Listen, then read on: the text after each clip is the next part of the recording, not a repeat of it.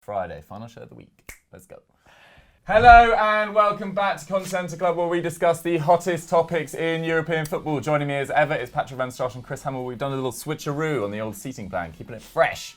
Today we're talking about the most improved side in Europe, because Swagato Saka, haven't heard from you for ages, mate. Welcome back to the fold. He says, which club do you think has improved the most this season? But before we get stuck into Swagato's questions, just a quick reminder to subscribe to Euro Football Daily and hit that notification bell to never miss a video. We do Content Clubs on a weekly basis every Friday. But we've got to talk about the European scene, because the champions of England, Germany and La Liga are currently in the chasing pack. And there are some unlikely sides like Leicester City, Nantes, Angers, Freiburg, who are currently occupying the top four in European football. But having said that, we're not actually going to talk about those four teams. We're going to go to some sides that didn't have the best of seasons last year, starting with Schalke, Chris. Schalke last season just about staved off relegation, didn't they?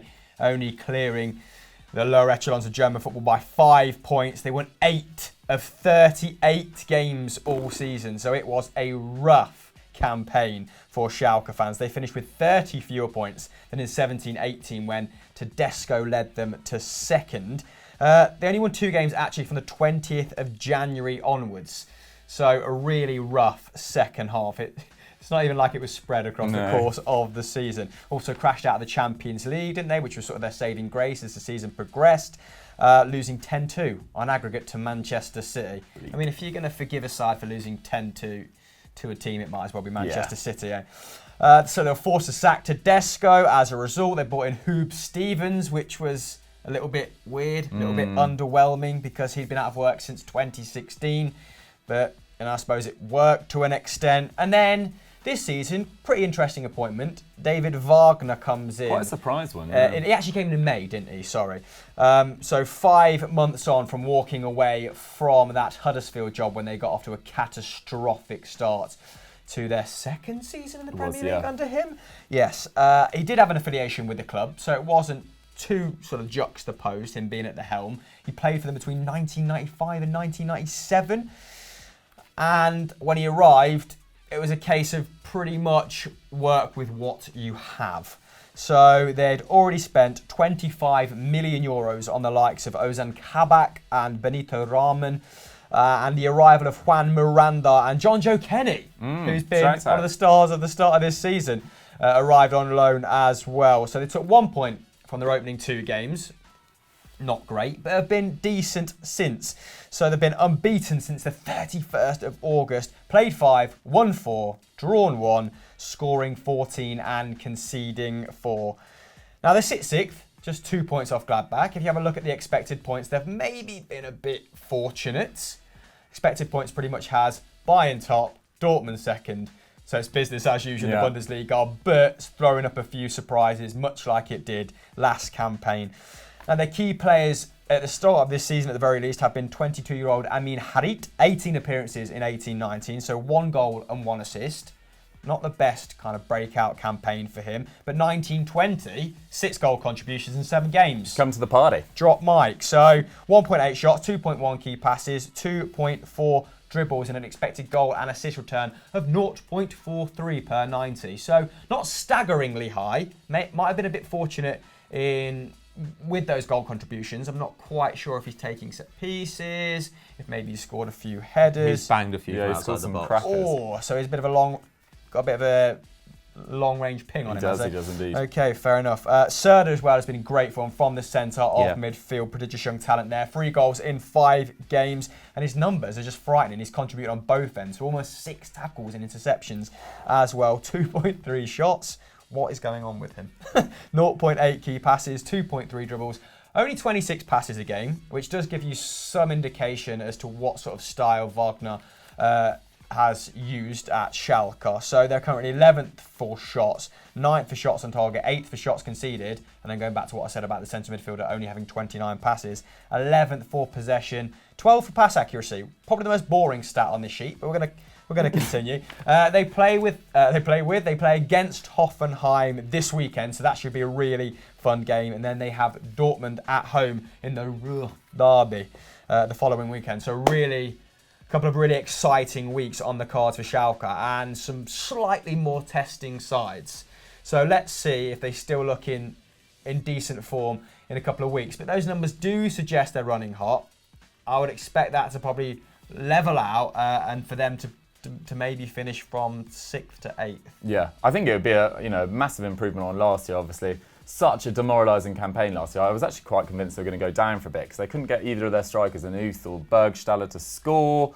And there was so much issues, it pretty much relied on Kutucu towards the end of the campaign. So Wagner seems like he's got more out of Harrit, more out of Serda. So fair play to him and a good recovery from him as well after that sort of pretty mundane campaign with Huddersfield as well. So they he's got in a done new well director of football as well, right? Like they did exactly what you'd expect a team should do when they're in a situation like that. So I think Kabak came in. Was it from Stuttgart? Possibly. He was brought in by the director of football who came over from that club. Right. So it's been kind of a top to bottom revamp, and given that they've generally had a very good academy, it seems like a sensible thing for them to do overall to look to the future. Yeah. Whereas the team I'm going to talk about have actually kind of looked to the past. Yeah, far away, Pat. Who are you bringing to the table? I'm talking about Fiorentina, and Fiorentina have Franck. Yeah, Franck Ribery is absolutely on fire, but really the star has been Vincenzo Montella, who was obviously their manager a few years ago.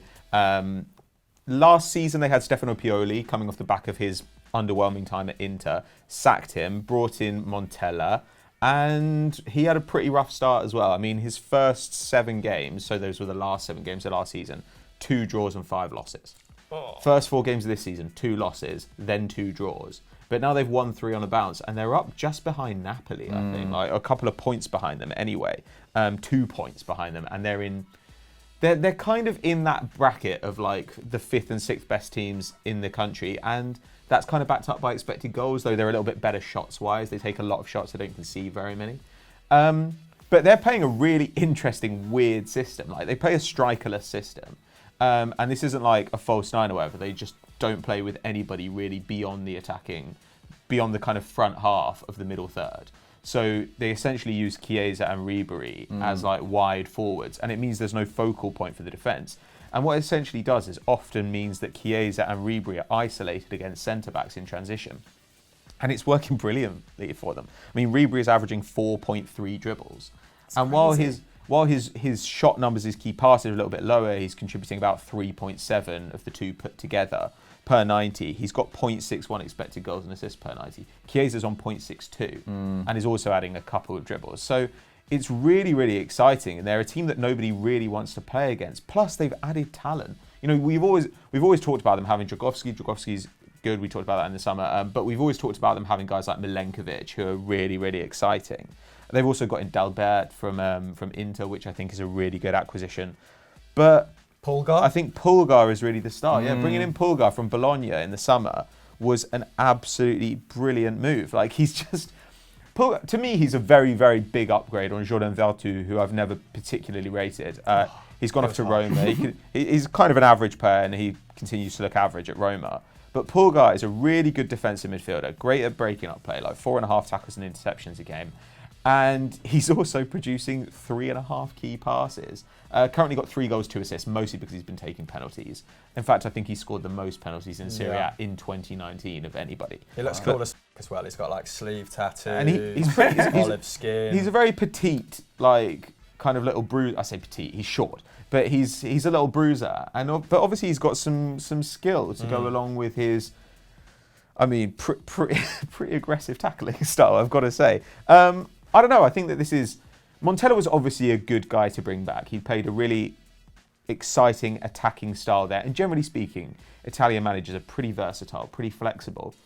And clearly this season, he's worked out the best way to get, the most out of an extremely old Franck Ribery, who currently looks like one of the best players in Italy. I just think that this has been a really, really fun revamp. And there are so many players worth watching there. I was quite surprised they got rid of Simeone. I can't remember has he gone out on loan? I don't remember. But yeah. And Lafont as well. But Dragowski's great. Dragowski was the guy last season where, we were talking about Atalanta having like 5 expected goals and like 40 shots against Empoli. Dragowski was the guy who made like 20 saves in that game. And he did it more than once last season. So bringing Dragowski in is like a really sensible move. But you look at them and you think, there are so many people there who, if they can keep hold of them in a couple of years' time, they're going to be truly excellent. The question is whether they can keep hold of Chiesa, who's clearly the star. Yeah, it could be a really exciting time. Juventus want him as well. I think Montella deserves a run of good luck/form as well. I think he's been quite unlucky in previous positions. Sevilla, AC Milan. He's steadied those ships without really excelling, and then was chopped, and subsequently they've not fared that well. So yeah, good guy to have at the helm. Yeah, Pioli's got a big ask at AC Milan as well. I don't quite know how he's got that job, having failed to, so badly at Fiorentina. Yeah, look forward to seeing Gattuso back in 6 months. So. Yeah, I mean it seems likely, to be fair. And Menez, fan of the channel, has already changed his name to Pioli out. But we've talked about Germany, we've talked about Italy, but I wanted to bring a Spanish team to the table. I could have easily talked about Granada here. Obviously, they're newly promoted, spent 2 years in the Segunda, but they're currently sitting 4th. I think they're only 4 points off Real Madrid. But I don't think their challenge is probably that sustainable for top bracket football. I mean, they'll probably finish mid-table and fair play to them. But I think Real Sociedad are potentially the biggest shock. They're 1 point behind Granada in 5th. They finished 9th last season. They haven't been finished in the Champions League since about 2011-12 or 12-13, so a fair amount of time. And they only spent 12.3 million euros in the summer, but they added a lot of quality. And Odegaard coming in on loan, Alexander Isaac as well, came in permanently. Porto as well, the experienced right winger, he came in, Nacho Monreal. So it was quite a low-key summer, but it's all sort of come together for them. They're only 3 points off Barcelona at the moment, and XG suggests they actually haven't been that fortunate to be where they are. They've got the 4th best defence, and they're the 5th best side according to expected points. And what it basically comes from is a really solid base. They put Zubeldia and Mikel Merino and interchange with Illarramendi at the base of midfield, and that's 3 very, very solid defensive midfielders. And it allows the attacking players of Oyarzabal and Odegaard and Porto to really sort of go forward with abandon and play with a lot of freedom behind Willian Jose, who's played very well at the start of this season too. We've talked about Odegaard to death, so I'm just going to briefly mention him, but his stats do look fantastic. So nearly 3 key passes a game. I think that's about 6th or 7th in La Liga, over 2.4 dribbles, 0.43 expected goals and assists per 90, finally proving that he can do it in a top 5 league consistently. Looks like he'll be back at Real Madrid and playing a role. I wouldn't necessarily say a key role next year. They definitely need to get him back for that. Oyarzabal, though, has been awesome. Linked with Man City in the summer, and we were all thinking 70 million euros, I think was the price talked about. Maybe a bit early for him, but he's been fantastic. 4 goals, 2 assists in 8 games. Really good shot numbers, really good dribble numbers. Not actually the most creative. I think it's only 0.9 key passes, but he's on 0.72 expected goals and assists per 90, which is actually higher than Sadio Mane at the start of this year. So that just shows his level of performance so far. And it looks like he's now 6 caps. I think he's got 6 caps for Spain. He's playing regularly at the national level. Looks like he might get that move next summer. But for now, Real Sociedad fans, enjoy it in your new revamped Anoeta, I think it's called. Is that how you pronounce it? Anoeta. Anoeta. My pronunciation always poor, despite doing Spanish for AS. Yeah, pronunciation as well. That's how you pronounce There that we go. word. There we go. Thank you, Pato. Always keeping me on the straight and narrow. So unforgiving. Pronunciation. Jesus Christ. But they've got Real Betis this weekend, who have been very shaky defensively at the start of this year. They're currently 16th and struggling. So if Real Betis can win, if Real Sociedad can win that and Granada maybe drop some points, then they'll be in the Champions League places for, I think, the first time this year. So really exciting time for all these teams. If we had to predict in their respective leagues, who do we think is going to finish higher of the 3 teams we mentioned? Ooh, good shout. Good question. I reckon, I'm just going to put it out there, I think Real Sociedad might have a good chance of finishing 5th.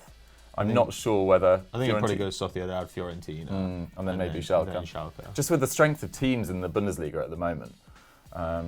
It's really tight. I think might not be a lot between Fiorentina and Schalke. But yeah, I think Sociedad are probably the best equipped. You've not even mentioned that acquisition of Isaac, who's kind of played a bit part role but has looked lively when he's come on. Still got Januzaj as well. Yeah, and Januzaj, who a couple of seasons ago put up outstanding numbers, didn't he, at Real Sociedad? So I don't know whether he's been injured. I don't think he's been playing as much. Talent throughout that squad. Yeah, exactly. Looking fantastic. But we always get criticised on this show for only talking about the big teams, the Real Madrids, Barcelonas, Inter Milans, whatever, Juventus. Scum. Exactly. So we thought we'd do something a bit different for this week's episode. But those are our take on the 3 most improved sides in Europe at the start of this season. Let's move on to Big Match Preview.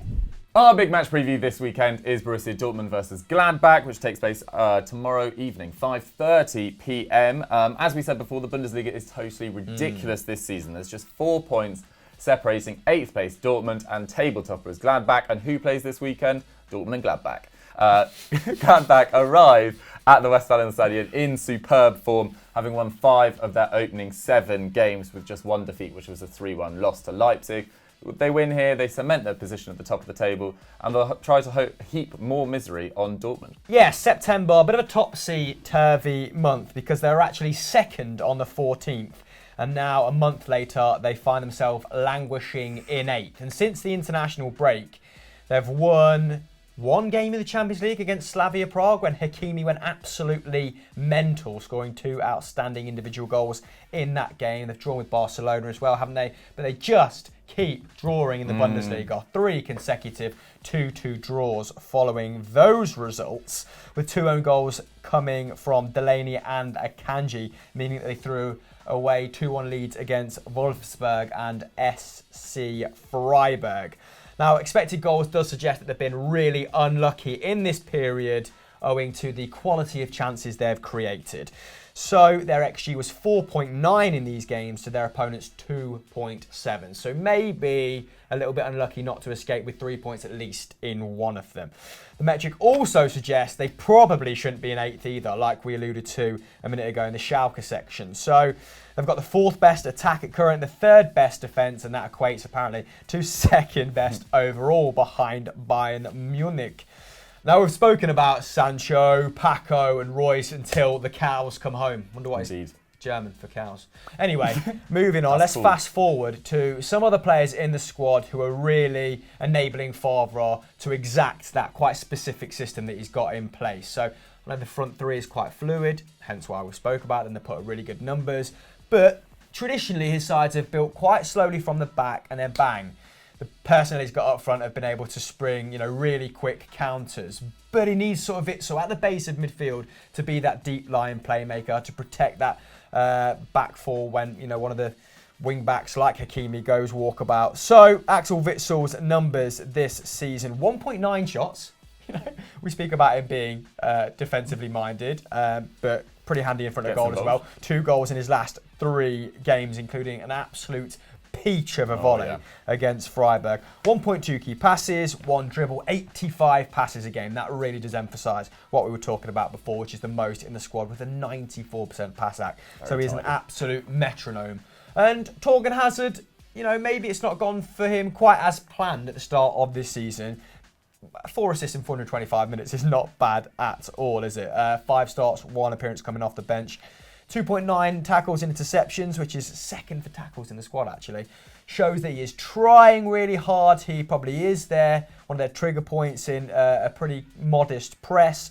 1.3 shots, not great. 2.5 key passes, 2.3 dribbles. Pretty darn handy, though. And is starting to find his feet shooting-wise. So an XG per night of 0.05, but an expected assist value of 0.25. So he's getting there. He's building, isn't he? Not far off last year's tally of 0.31. Paco and Royce continue to shine. Jadon Sancho is averaging a goal contribution every 68 minutes. So less said about that disgusting form, the better, really. What about Gladbach, Pat? Well, Gladbach have kind of had the opposite form. After 3 games, they were 8th. They lost 3-1 to Leipzig. And then since then, they've had a run of 4 consecutive wins. And the last one was that 5-1 battering of Augsburg. Shots-wise, you'd look at them and think, okay, they're decent, but they're not spectacular. But if you look at expected goals, they have the 2nd best attack in the league after Bayern. And while their defence is pretty mid-table, their attack is so good that by expected goals, they're the 3rd best side in the division. So Marco Rose is really doing an exciting job. And when you look, actually, at their preferred lineup, it's incredibly young. You've got Elvedi at the back, who's 23, I think. Then, in your front line, you've got Player, who's 26, Mbolo, 22, Thuram, 22, Florian Neuhaus, 22, Dennis Zakaria, 22. There's so much young talent there. Is this the job you expected him to do coming from the RB family? I'd expect he'd do a good job, but getting them pressing effectively this early on is kind of surprising. And the leap forward with the attack has been kind of staggering, right? So, Alassane Player, he's obviously a very good striker, but he's gone from 0.53 expected goals and assists per 90 to 1 this season. Braylon Bolo, who was obviously kind of a little bit forgotten about at Schalke. Schalke sold him for very little. I think it was like 10.4 mil. He's got 5 goal involvements so far this season. Player's got 8. Marcus Thuram, I think, has also got 5. Marcus Thuram, by the way, who talked about last season as a really good pickup for a bigger side. He's on 0.7 or 0.8 expected goals and assists so far this season. Huge shot numbers, huge dribble numbers, great key pass numbers. And when you look at that front line, you've essentially got a bunch of guys who are all fast, who all take a bunch of shots, who can all beat their man, who can all create. In the midfield behind them, nobody's like outstanding defensively. Like Zakaria has put up bigger numbers in the past. He's put up a little over 4 tackles and interceptions a game, which is okay. This season is at about 3.7, which is not spectacular. But what's really amazing about him and Neuhaus is they're both completing around 3 dribbles a match. So they're incredibly good at getting past the first wave of pressing and then springing these lightning fast attackers. And it's just been really, really exciting. I mean, Neuhaus looks like being a genuine star in the making, an incredibly good creative passer, obviously very press resistant. He does contribute a bit defensively as well. Even Christoph Kramer, when he's come in, who is pretty much an out-and-out defensive midfielder, 1.6 key passes a game. I mean, genuinely, everybody in this side is playing at really the top of their ability. And that centre-back pairing as well, of Elvedi and Ginter, is pretty high quality as well. I think a lot of Premier League teams would kill for a centre-back pairing like that. And they've done it really on a shoestring. So I like Gladbach a lot this season. I think that people should be watching them a bit more because this is kind of Marco Rosa's, I guess, his audition for an even bigger job. And I think that there will be some available next summer, some people who might want to take a look at him. But on form, you'd say it's going to be extremely tight because it is still at Dortmund. And Dortmund historically, well, I don't think that the stats like historically ever really matter. I think that's always... But I'm going to say it anyway. But Gladbach, I think, are... I don't know. Gladbach are the form side right now. They probably got well, actually, because Jadon Sanchez. They've actually got a bet. They've got a well. But I think only Lewandowski, Werner, and a Cologne striker who I didn't recognise are averaging more expected goals and assists per 90 than Alisson Play this year, which is really quite something. But as you say, Dortmund do have the phenomenal record. I think they've only lost one of their last 10 league meetings, dating back to something like 2013. And they also have some players missing. Paco Alcacer is not available. Nico Schultz isn't available. The left back, and Piszczek is a doubt as well. And to be fair, a load of those games that Dortmund won and Gladbach lost were when Favre was managing Gladbach. So it's his fault. And Gladbach actually have a couple of injuries as well. They've got Ibrahim Traore out, Stefan Lehner, the right back's out, and Matthias Ginter is a doubt as well. That's a pity. Which is a pity. Guys, we need some predictions. I think this is going to be an absolute thriller. Torgan Hazard going to be highly motivated against his former club. I'm going to predict first, and I'm going to go another 2-2. Dortmund will hate it. I'm going 4-1 Dortmund. Wow, love it. I think, yes, it could go the other way, so I'm kind of covering my bases there, but someone is going to get a bloody nose here. I think maybe it could be reminiscent of the Leverkusen-Dortmund tie earlier in the season, where Peter Bosch's men kind of tried to go toe-to-toe with them. Actually, they keep a lot of boring possession, don't they? I think they average about 65% possession in that game. But they've just got they've got good talent, Gladbach up front, but Dortmund have leading talent, and I think it's going to tell in this game. Fair. Pat, prediction? I don't know. I mean, really, the only player that I think is is genuinely way above Gladbach's level is probably Sancho. Everybody else, I think, is much of a muchness. Like I really think it's that close. But an informed Royce, an informed Paco. How informed are they? Like, and Paco has like the advantage that everybody kind of like slightly overrates him with him because playing a lot. He shoots goes in. Well, he played a lot off the bench though last season, didn't he? I mean, and still has played off the bench a bit this season. Like, and he might not be there for this He's game. Injured, yeah. So it doesn't. I don't know really. I think when it's really close, you always go for the home side. So I'll probably go Dortmund 3-2. But I would not be surprised with basically any result in this game. Fair. It's going to be an absolute thriller. Tune in Saturday, 5:30 p.m. Let's move on to quickfire questions. We're just going to do one quickfire question today because we've been rambling on for ages. But this one comes in from Jagan 09303, I think it was. Who is your golden boy of 2019? Now, it's been the talk of the week pretty much on Twitter, because I think it's been quite a slow week for news. But yeah, golden boy is announced coming up quite soon. I think you have to be under 20 by the 31st of January, of December, sorry. And so by the new year. The shortlist is out, isn't it? Exactly. For the So like 20. players like Trent, Alexander-Arnold, Mbappe doesn't count. I think Odegaard's 2 weeks too old. So yeah, there's some players that miss out. But I put on Twitter that it'd go De Ligt, João Felix and Sancho as my selections. Kind of controversial that I didn't put Sancho ahead of João Felix. De Ligt shouldn't be eligible. I know. He won last year. Like, once you win the Golden Boy, why are you eligible the next year? Like, it should be. I feel like he does deserve it. Should be a new player every year. No, I agree, but like, I just think then, like, you know, Mbappe should have won like 2. He'd be the first guy to retain it, and I feel like it defeats the object. If the object is to, you know, discover a new young talent, basically to say you're the guy who really came through this year and made yourself a star, seems weird to say, oh, it's the same guy. But if you're phenomenal at 17, 18 or whatever, and better than your year above and year above that, and you win the Golden Boy, I don't know whether you should be discounted just because you're super young. But it's not actually an important award. Like, it's literally just like, I'm sure it is. Well done, congratulations. Yeah, but then once you give it to them at 17, you'd be like, Jesus, he won it at 17. That's amazing. Like, that's kind of enough. He doesn't need to win it again and again. It just seems silly. I mean, with that in mind, I also put De Ligt at the top. However, I went Jadon Sancho second and then João Felix third. Because 18 months in the Bundesliga versus kind of 6 really good months in the Liga NOS. I mean, he did put up frightening numbers in that second half of the season, didn't he? And he's had a very, very solid start to life in Spain.